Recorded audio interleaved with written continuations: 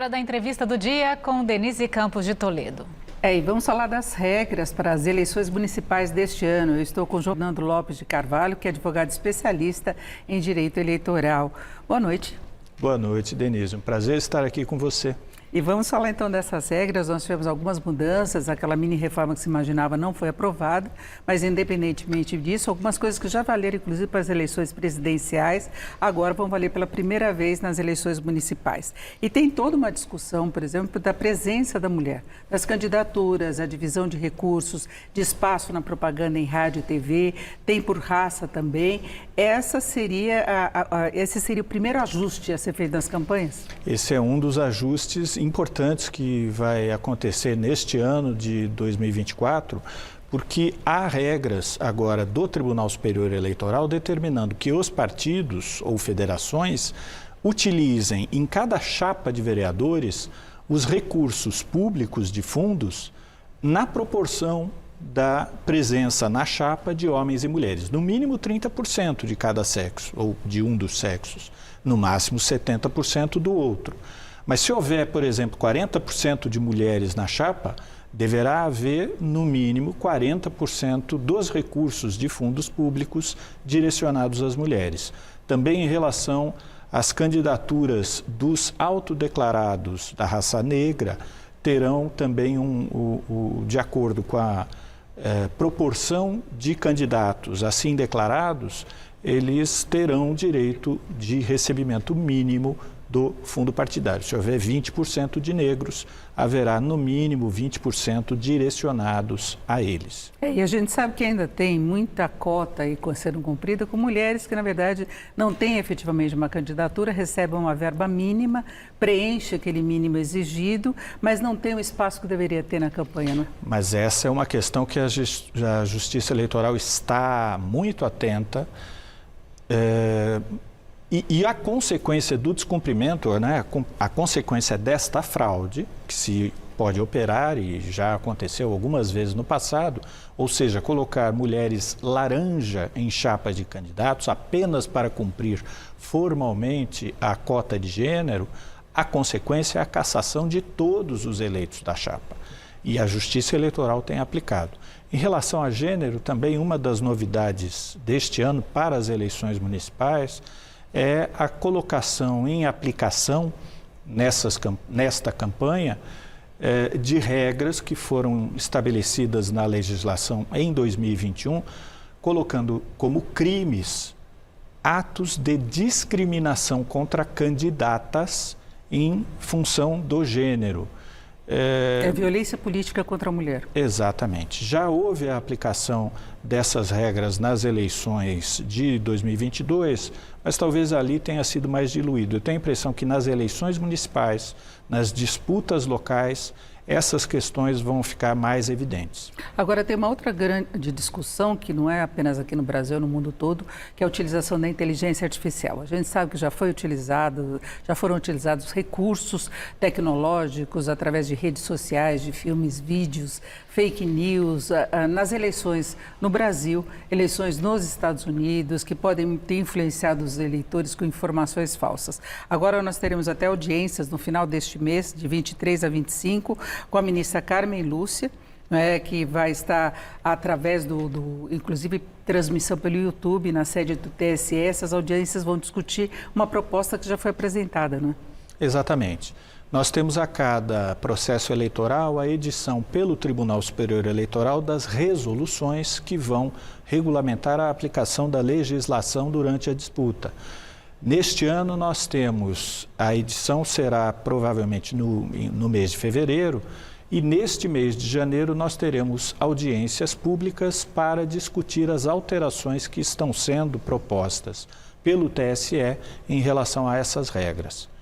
E dentre essas regras está uma preocupação também forte na regulamentação da propaganda eleitoral, uma preocupação forte do TSE para evitar o uso de inteligência artificial nas mensagens publicitárias, tanto no horário eleitoral gratuito, como também aquelas que circulam nas redes sociais, na internet. É um grande desafio.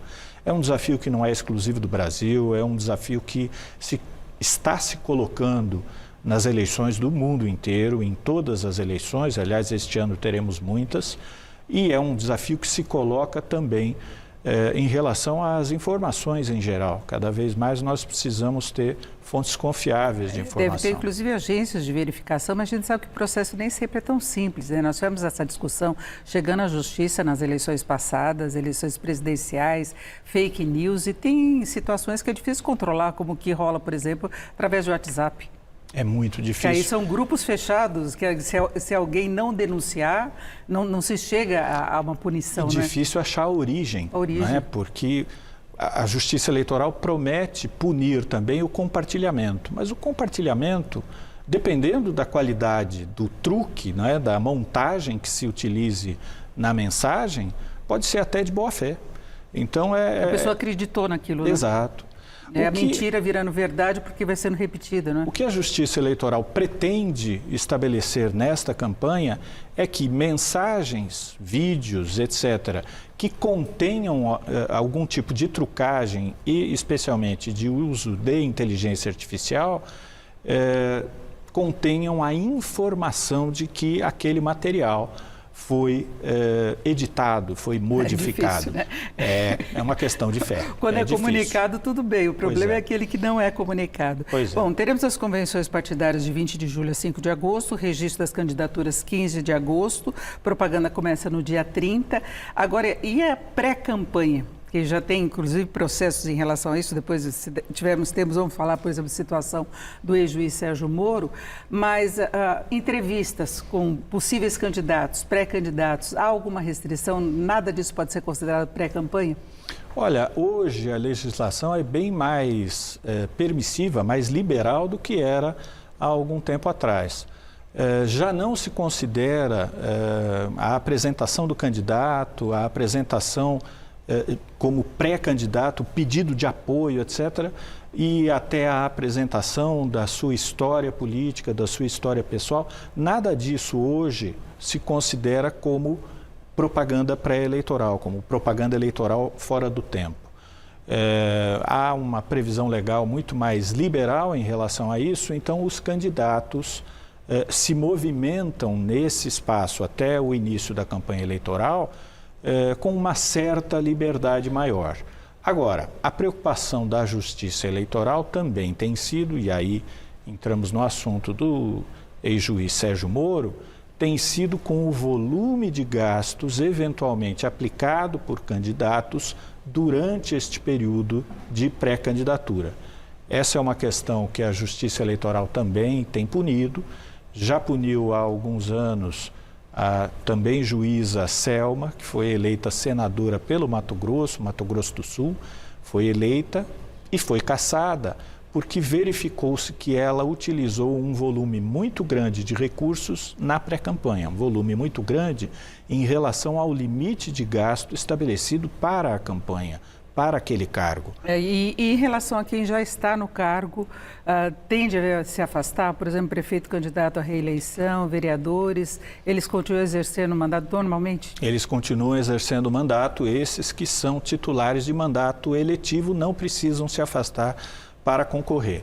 Há algumas exceções, mas, por exemplo, o que a lei estabelece, na realidade, como obrigação de afastamento é para aqueles que não são titulares de cargo de mandato eletivo. Os secretários municipais, por exemplo, se desejarem se candidatar a cargo de vereador, nós teremos isso aqui na cidade de São Paulo, devem afastar-se dos seus cargos até 6 meses antes das eleições. Então, essa obrigação de afastamento se dá para cargos não eletivos, para aqueles que estão no exercício de cargos eletivos, especialmente aqueles que estão na disputa de reeleição, não há exigência de afastamento. E lembrando também que os eleitores têm que deixar toda a situação em ordem, tirar o título, renovar, resolver pendências com o prazo certo, né? No mínimo 150 dias antes das eleições, tem que haver pelo menos o protocolo do pedido junto à Justiça Eleitoral, para que a Justiça Eleitoral possa viabilizar isso. Eu agradeço muito a participação do João Fernando Lopes de Carvalho, que é advogado especialista em direito eleitoral. Uma boa noite, muito obrigada. Boa noite, muito obrigado. Com vocês.